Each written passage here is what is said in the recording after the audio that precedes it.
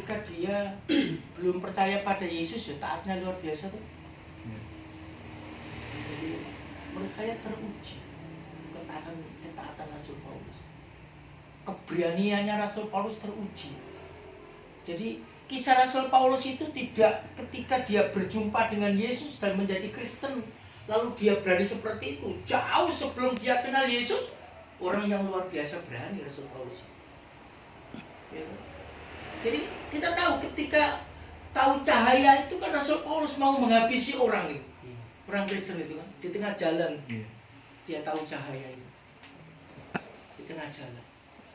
Jadi Rasul Paulus orang yang sangat luar biasa. Artinya konsisten ya. Sebelum kenal Yesus, orang yang begitu luar biasa semangat, begitu luar biasa aktif, begitu luar biasa berani memperjuangkan apa yang menjadi keyakinannya. Dan setelah terima Yesus juga tetap konsisten tuh, tidak berubah tuh. Berani. Nah, saya lihat orang yang seperti Rasul Paulus seperti itu saja mengalami sebuah konteks kehidupan yang menurut saya di luar keinginannya. Dari bacaan kita ya 2 Korintus pasal 4 tadi, aku tidak tawar hati. Diungkapkan oleh Rasul Paulus. Walaupun penderitaan luar biasa, tantangan luar biasa, aku tidak tawar hati. Artinya Rasul Paulus tidak putus asa gitu. Mengalami penderitaan itu, bukan berarti tidak mengalami, merasakan. Tapi bagaimana Rasul Paulus memiliki sebuah kekuatan iman, aku tidak tawar hati, aku tidak putus asa, aku tidak ngelokro. Dijalani proses dinamika itu. Dijalani proses dinamika. Ini sebuah istimewaan luar biasa menurut saya. Artinya Rasul Paulus menghayati hidup ini penuh tantangan, iya. Hidup bersama Yesus itu tidak mudah, iya. Tetapi bagaimana Rasul Paulus di dalam konteks dinamika seperti itu, aku tidak tawar hati, aku tidak putus asa. Ini tidak banyak dimiliki oleh orang, termasuk kita semua. Tidak banyak. Biasanya dinamika hidup itu kan gampang. Lihat orang lugu itu kan paling gampang. Biasanya mempersembahkan mulai berkurang persembahannya, itu kan tanda-tanda lugu. Biasanya aktif mulai berkurang keaktifannya, itu kan tanda-tanda lugu tuh. Tanda-tanda gitu ya. Betul. Tanda-tanda. Dulu semangat, sekarang wis ya, melembab. ikut aja lah ya. Itu tanda-tanda. Tanda-tanda. Rasul Paulus tidak pernah. Dia terus bersemangat untuk mengemban misi yang diberikan Tuhan kepadanya. Mengapa demikian? Prinsip yang sangat utama yang tidak banyak orang miliki adalah Rasul Paulus mengedepankan sesuatu yang tidak kelihatan. Sebab bagi Rasul Paulus, semua yang kelihatan yang dibanggakan oleh seseorang itu sementara saja. Lihat, wong duitnya akeh ya sementara tuh. Kan gak dicek terus duit didum-dum tuh. Loh iya tuh. Lah sementara tuh. Wong duitnya akeh lho sementara, seketok lho sementara. Gitu ku klambi, gitu ku beras, akhirnya dicul nonton duit gak dicekel lah itu. Iya kan? Jadi apa yang Rasul Paulus mengedepankan sesuatu yang tidak kelihatan. Mentereng itu kan kelihatan saja. Nyonya tadi bilang, Pak Janji, lihat perubahan kami dan akrab dengan Pak Janji dari dulu di sini ya. Seperti ini Pak Janji. Ya. Yang dulu gagal. Ngomong gitu yang menunggu. Kenapa kok? Tegas. Iya,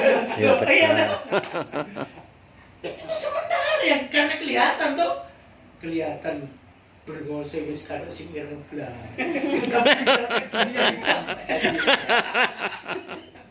meninggalkan dunia hitam, Ke dunia putih. masuk dunia putih. Jadi ketika hidup ini mengutamakan sesuatu yang kelihatan, yang nampak, itu penyebab melukru. Itu penyebab utama melukru. Apa yang nampak banyak? Ya duit, ya jabatan, ya kekayaan, pekerjaan, ya kesehatan. Kalau kita mengandalkan itu bisa melukru. Satu ketika kok aku jadi wong koyo ngene yo. Nah, dulu kuat ruso ya karena usia kan nggak lagi kuat. Itu kalau nggak dihayati, kita mengandalkan sesuatu yang nampak ini saja ngelukru. Yakinlah yang nampak ini sementara kok. Nggak selamanya kita itu pinter. Ya pada akhirnya pekun lah bodoh tuh wong pekun itu. Loh, wong pekun lah bodoh tuh. Lah tolek tok jareku. Dulu pinter. Karena pekun mek tulah atau mek takoni yo. Dulu pinter. Kenapa sementara itu? Maka Rasul Paulus satu syarat kunci memegang hidup ini. Tidak putus asa mengedepankan sesuatu yang tidak nampak. Itu yang diutamakan. Yang tidak kelihatan, yang diperjuangkan terus oleh Rasul Paulus. Yang tidak kelihatan itulah yang menuju proses hidup kekal. Itu diperjuangkan oleh Rasul Paulus terus menerus. Oleh karena itu sekalipun Rasul Paulus diungkapkan, sekalipun manusia lahiriah kami semakin merosot karena banyak hal, tetapi hidup kami diperbarui dari hari ke hari. Biasanya apa yang ada dari kita semakin merosot, nggak ada pembaruan sebenarnya. Biasanya begitu kan, melukru biasanya, merosot, kesehatan ini merosot, ekonomi ini merosot, ya apalagi penglihatan merosot. Iya, penglihatan merosot. Oh, pas merosot itu kemudian biasanya membuat melukru. Rasanya pasti tidak. Tapi manusia batiniah kami, batiniah diperbarui dari hari ke hari. Itu sebabnya dalam hidup ini yang penting bukan yang kelihatan, yang batiniah ini sebenarnya. Yang batiniah. Karena apa yang batiniah ini kemudian orang bisa merasakan damai itu. Bukan yang kelihatan. Bukan yang kelihatan. Yang batiniah ini yang membuat orang tentram, membuat orang kuat, membuat orang tenang. Itu yang batiniah ini. Dan itulah yang dimiliki oleh Rasul Paulus.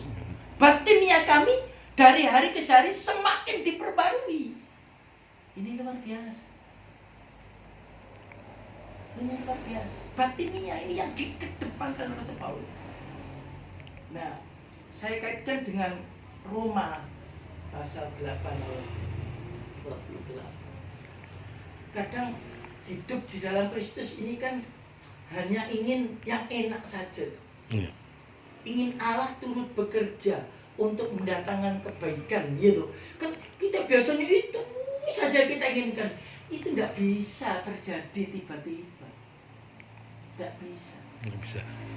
Tidak bisa terjadi tiba-tiba.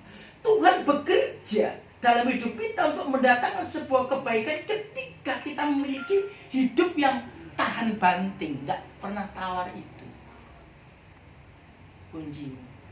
Kalau Bapak Ibu tahan banting, nggak pernah tawar hati, mengedepankan yang batiniah bukan yang nampak, yakinlah di situ Allah bekerja untuk menjadikan sesuatu itu baik. Apa yang belum baik, jadikan baik. Kalau kita semua baru merayakan Natal yang adalah lahirnya Yesus dijemput Sang Immanuel. Ya, kita tidak bisa bangga kalau Tuhan beserta dengan kita saja. Untuk apa? Melok ngalor ngidul percuma. Kita bangga kalau Allah bersama dengan kita itu bekerja. Gitu. Jadi kita tidak bangga Immanuel. Nah disertai Tuhan ngalor ngidul iya, tapi nggak apa-apa Tuhan nggak menyertai tok, melok tok gitu loh. Ya apa artinya si Immanuel itu? Yesus yang lahir itu gak ada gunanya untuk kita semua. Tuhan beserta kita iya, tapi berbuat apa? Iya. Yang dikeluarkan para pendeta hamba Tuhan perayaan Natal itu loh. Iya. Nah, Tuhan beserta kita. Loh iya. Tapi ngapain Tuhan beserta kita? Nek Tuhan tidak melakukan sesuatu ya apa gunanya? Aku punya Tuhan tapi Tuhanku diem aja kok. Iya ada. Iya betul. Iya. Emmanuel, iya. Iya. Lahirnya Natal, anak itu lahir disebut Emmanuel, Allah beserta kita. Nah kalau Allah cuma beserta kita, tidak berbuat apa-apa, ngapain gitu. Sehingga Natal ini kadang-kadang ya berlalu saja. Karena kita cukup disertai Tuhan saja. Tuhan tidak berbuat sesuatu untuk hidup kita. Nah, Tuhan bisa berbuat sesuatu untuk hidup kita ketika kita sudah melewati ujian hidup iman ini. Tahan banting tadi itu. Tahan banting. Ini harus kita miliki. Kemudian ketika kita sudah teruji tahan banting, seperti Rasul Paulus tidak tawar hati dan mengedepankan sesuatu yang batiniah, yakinlah Tuhan pasti bekerja dalam hidup kita untuk mendatangkan yang baik. Yang baik itu diberikan kepada kita semua. Tidak bisa kita kemudian carilah dahulu kerajaan Allah, maka semuanya akan ditambahkan kepadamu. Tidak bisa itu. Cari dahulu kerajaan Allah dan kebenarannya, ya toh, di Matius itu. Maka semuanya tambahkan kepadamu. Tidak bisa. Tidak cukup. Kita mencari kebenaran dan kerajaan Allah itu haruslah dengan sebuah perjuangan. Hanya sekedar mencari, ketemu ya karepmu, gak ketemu ya wes, ya ora oleh apa-apa toh. Banyak orang cuma sekedar mencari. Sejauh pengalaman saya jadi pendeta, sebenarnya saya tidak terlalu heboh dengan keaktifan seseorang di gereja. Sebab iman itu tidak indikasinya sebuah keaktifan. Banyak orang aktif, loh tahu-tahu mudah kok rabi bingung kabeh. Karena orang berpikir nih aktif itu imannya mesti kuat, mesti ini, orang mikir kan gitu. Enggak juga. Wong batine kosong ada iku kok, gitu loh. Batinnya kosong. Jadi kadang-kadang kan warga kita kaget tuh. Aktif nang gereja, aktif loh, tibae rabi kok. Itu yo, iya tuh. Di luar iman yuk, kita kadang tercengang kayak gini. Buat saya batin ini lebih penting. Kadang-kadang saya dulu lama di daerah Sitiarjo itu mayoritas Kristen. Ya. Nang gereja itu yo gak aktif banget itu. Kadang-kadang jarang-jarang nang gereja, bahkan nang gereja itu main Natal, baptis, bijono. Tapi saya lihat imannya luar biasa. Anak pun rapi gak, pada Kristen gak. Loh, bayangkan itu kan? Iya. Padahal nang gereja nek bujono tok iku lho, nek setahun ping 4 tuh. Kalau Natal, baptisno iku nek ana ponakane rabi, apa dulur rabi melok nang gereja ngrojongi. Tapi imane dia kuat. Nek gak Kristen gak. Padahal dia gak tau maca kitab suci lho. Kok ndelok Mika gak ketemu, kita Mika lak cilik ta bacane to. Ora ketemu lho. Mika bolak-balik ndelok kitab Mika gak tau ketemu wong iku. Tapi ketika diambil putusan, nah nek gak Kristen gak. Saya kadang tercengang. Ini gak tau kok ndedonga ya gak iso. Padahal mulai lahir Kristen ndedonga ora iso. Boten sakit kula, Pak. Piye? Lahir cilik ndedonga gak iso. Tapi ketika ngambil putusan anak menikah, nek gak Kristen enggak lho. Titik. Iya. Batin. Iya toh. Imannya di batin, bukan yang kelihatan. Bukan lahiriah. Tetapi tidak berarti kemudian yang lahiriah tidak penting. Saya kalau mengatakan gini tidak berarti Rasul Paulus tidak berarti yang lahiriah tidak penting, tidak. Mengutamakan itu beda loh ya. Penting juga yang lahiriah itu. Ketika kita hidup di dunia ya ukurannya lahiriah itu toh. Tetapi bukan itu. Sama seperti Yesus itu loh. Ketika lihat orang mempersembahkan, ya toh. Yang dinilai kan bukan masalah jumlahnya. Persembahan orang itu lebih besar daripada yang lain. Tapi Yesus katakan gak perlu pisung-pisung kan gak ngono toh. Loh, iya toh. Ketika orang mempersembahkan itu loh, persembahannya janda ini lebih besar karena semua diberikan. Yang lain ngono dompetnya gak akeh kok. Tapi Yesus gak katakan gak penting loh pisung itu, enggak loh Yesus. Bukan. Persembahannya janda ini lebih besar karena semua yang ada padanya diberikan, dipersembahkan, tidak disimpan, tidak diambil sebagian, semua yang ada.